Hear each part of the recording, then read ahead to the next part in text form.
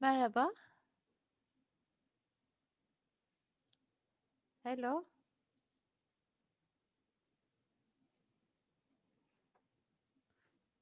Ses Merhaba. merhaba. Nasılsınız hocam?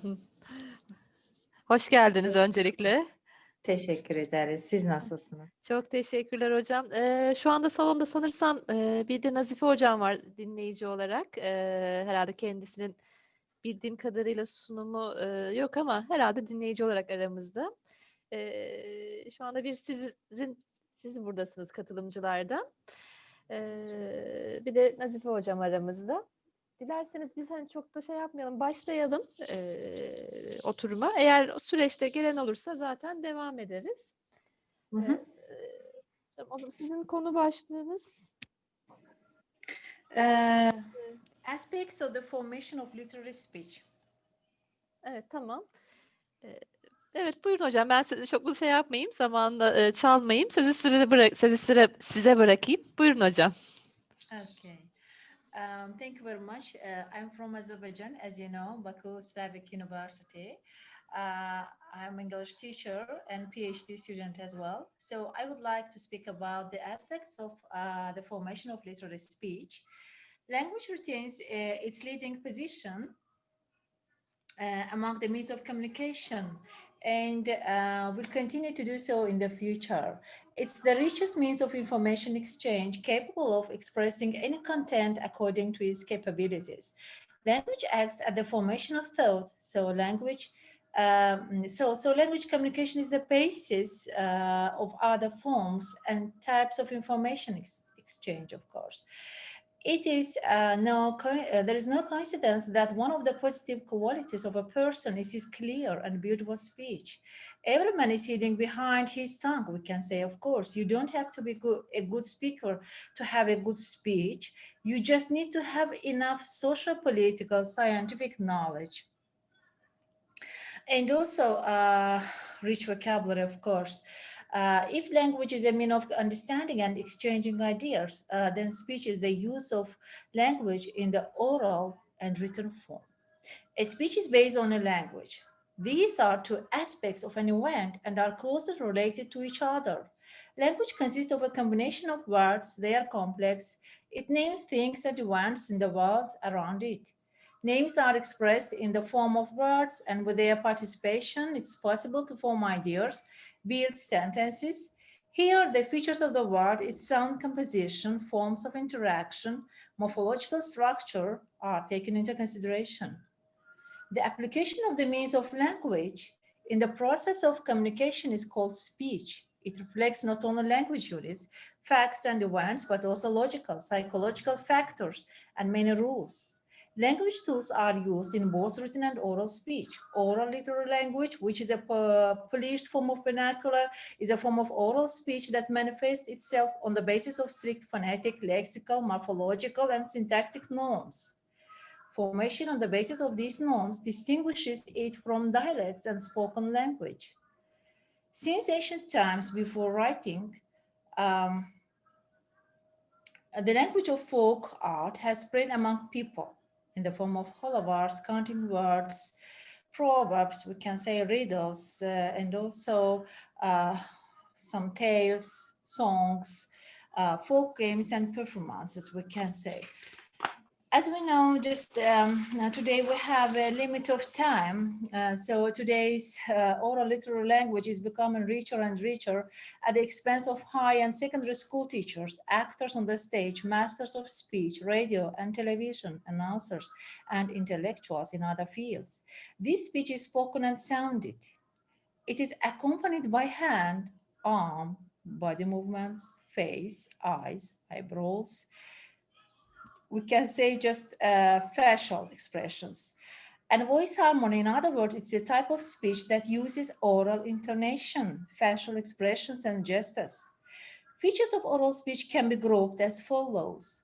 Oral first, oral speech is spoken and heard. Second, in oral speech, clear, general words are preferred. taking into account the identity of the audience. In the family style, however, no further explanation is needed. Short and simple sentences, semicolons, and ellipticals or sentences remarks are the main ones. Speech resonates with the features of spoken language, intonation, pause, emphasis, etc. The use of such tools is widely used. And also the sixth one is facial expressions or gestures are allowed when required. The seventh is oral speech is faster than written speech. However, speed, tempo, intensity of words and pause are expected due to the topic, circumstances, and purpose of the speech, the age of the speaker, and whether the speech is compulsory or advisory in nature. It is here we can say that oral speech exists in the form of monologue, dialogue. A monologue is a long term, as we know, close, long term expression of a person's thoughts and knowledge at the same time. Examples of monologues are vocabulary, report, speech, storytelling. The monologue is characterized by a constant lack of gestures. The distinctive feature of monologue speech is its coherence and its contrast. Dialogue occurs when two people communicate. It is accompanied by facial expressions, gestures, intonation, variety. Dialogue, a supportive speech is accepted during which two interlocutors ask each other clarifying questions to express and understand their point of view. If external speech is for others, then internal speech is for oneself and for oneself, we can say. Internal speech is different from external topics. Thoughts are forms and exist in internal speech. Pragmaticization and shortening are characteristic of internal speech. Internal speech plays a regulatory and planning role. Internal speech has a number of psychological features. It exists as a kinesthetic, auditory, and visual image of the word. Then most of the members of the sentence are omitted, and often only such words are used that clarify the essence of the idea. Internal speech is silent and is formed in childhood based on external speech. The child's egocentric speech reflects the internal speech due to its psychological functions and its external structure. However, even in adulthood, we can say the transition from internal speech to external speech is accompanied by some difficulties. Yes, I think everyone can agree with this idea.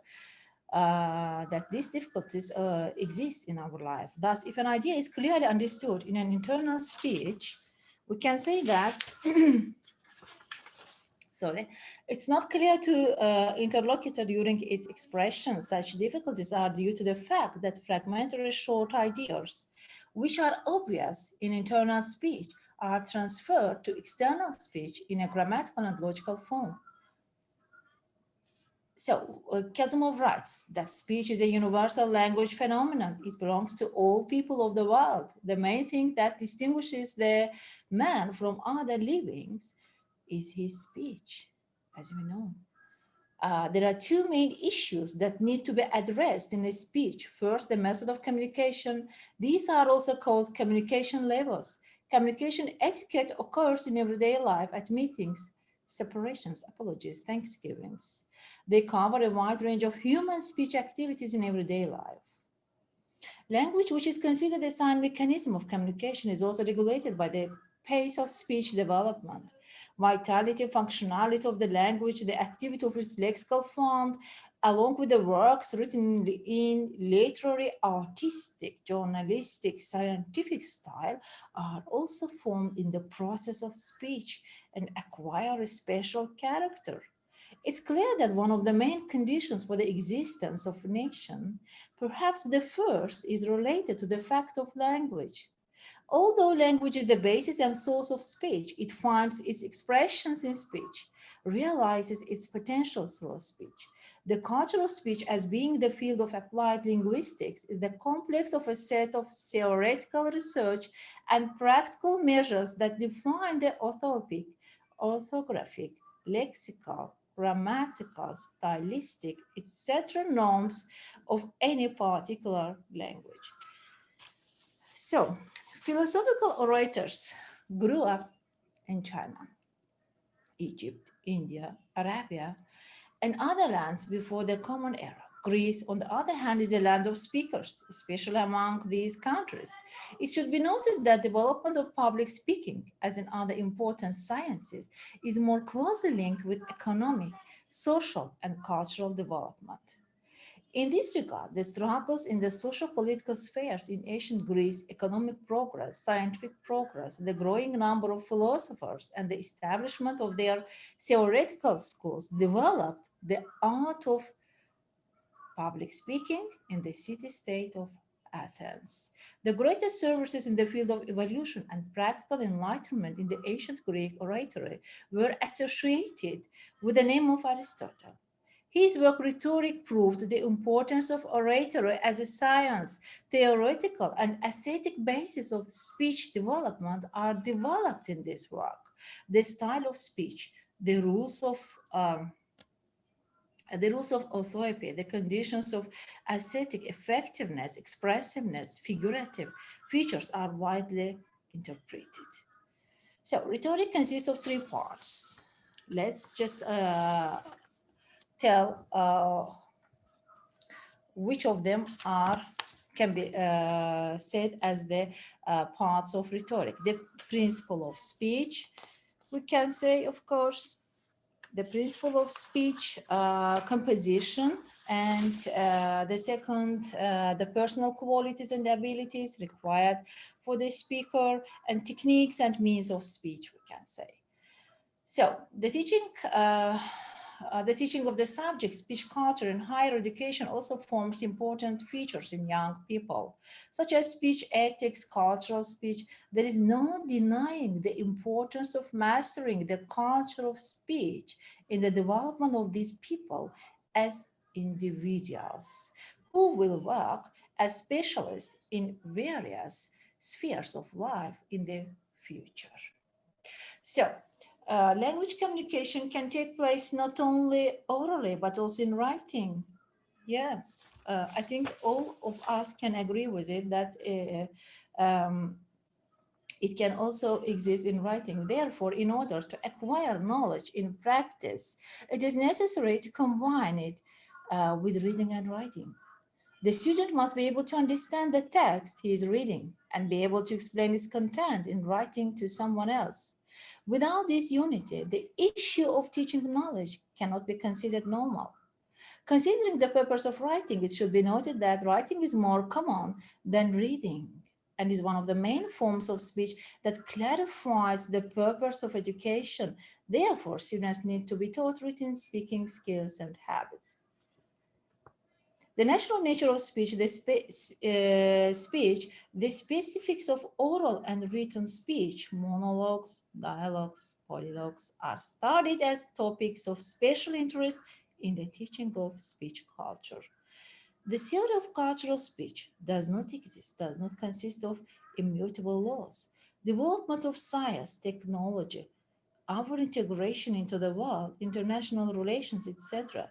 Such objective reasons give grounds to constantly change and polish the theoretical laws of the subject. And also, if we look at the history of the formation of norms, just phonetic, lexical, grammatical, it becomes clear that the norms of literary language and speech prove that the modern Azerbaijani language exists on a constantly evolving and fundamental basis. However, today, the issue of development and regulation of speech culture, not only in universities, but also in other areas, especially in the media, and the media arena must be relevant as a problem. Unfortunately, there are many problems in the field of fiction, science, as well as translated literature, which is the basis and practical basis for the strengthening and development of speech culture. Violation of the rules leads to corruption and simplification of speech. Because conversational ethics has a tradition of adhering to norms, it's no coincidence that the possibility of expressive speech and correct writing habits is also related to the master of historical categories such as speech culture and style as a science. The fact that the study of the relationship between language and speech is based on the most ancient literary and cultural sources is reflected in the history of world philological thought. For the first time, similarities and differences between language and speech are explained in detail in the famous Swiss linguist Ferdinand de Saussure's General Linguistic Course. He considered language and speech to be two different phenomena, showing that language is a grammatical system and a dictionary, that's units of language. Speech is the use of those units for the purpose of communication. Speech consists of individual speech and hearing factors. Later, various theories and opinions were expressed on these theses. As a result, these ideas are so generalized that although language and speech are different categories, these two concepts are interconnected and dialectically united. The functions of language, I mean information, communication, influence, and so on, are also functions of speech. Language is enriched by speech, and speech is enriched by language. Yeah, they are closely connected to each other. Language works in speech. When isolated from speech, it has an abstract essence and is useless. Yeah, it is useless. Uh, we can say that listening patiently to the speaker in the process of communication requires high ethics and culture. This places a serious duty and responsibility on the speaker to stay away from rhetoric, to choose words carefully, to speak as concisely as possible, to strive for precise expression of thought, and so on. And also, I'd like just to talk about just listening skills in the speech process, prevent misunderstandings, and ensure successful communication. Listening and comprehension are replaced in the process of conversation. Many people mistakenly think that consistent speech without allowing others, just interviewers, ensures the impact and success of their speech, talks. They forget that their interviewers also want to join the conversation and comment on what is said.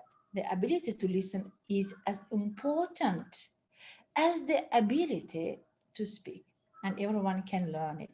During the hearing, the focus is on the other party. For listening to be an active process, not a passive one. There are a few rules to follow. And we can say that, as mentioned above, just language and speech are closely connected to each other, and the most important aspect of speech is its arousal. Manners are the way a person behaves, the way he or she behaves, the way he or she interacts with other people. The expressions he or she uses in speech, the tone, intonation, the hand movements, and even the facial expressions. In society, restraint and simplicity, the ability to control one's actions are considered good manners. Bad manners include the habit of speaking loudly, shamelessness in expressions, clutter in dress, annoyance in behavior, and hand gestures, rudeness, interfering in the affair of others, inappropriate interference, and questioning submission to others, rudeness, insulting names, and so on. So, etiquette is a form of understanding and communication that respects all people, regardless of their position and social position, forms of address and greeting, rules of conversation, behavior at the table, and so on. This includes all this. In general, etiquette is a general requirement of politeness, which is the basis of the principles of humanism in civil society. That's why it would be more accurate to call the expression of etiquette polite expressions. The most common condition of communication is politeness. Politeness is transgression. These expressions are well known: cold politeness, ice-like politeness, hateful politeness, In this case, the essence of the most beautiful human qualities not only dies, but even turns into the complete opposite. Vereshchagin defines courtesy as small sacrifices we make to people with whom we have a relationship. Mastering the culture of speech affects the evolution of society as a whole, not individuals. So, speech culture is also a necessary science and cultural fact of social significance. That's all about my speech.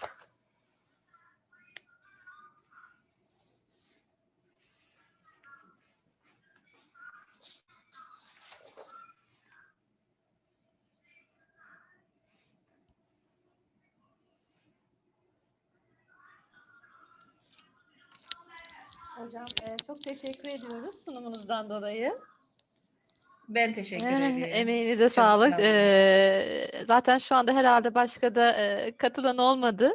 Eğer dinleyicilerimizden var mı katkı vermek isteyen, soru sormak isteyen?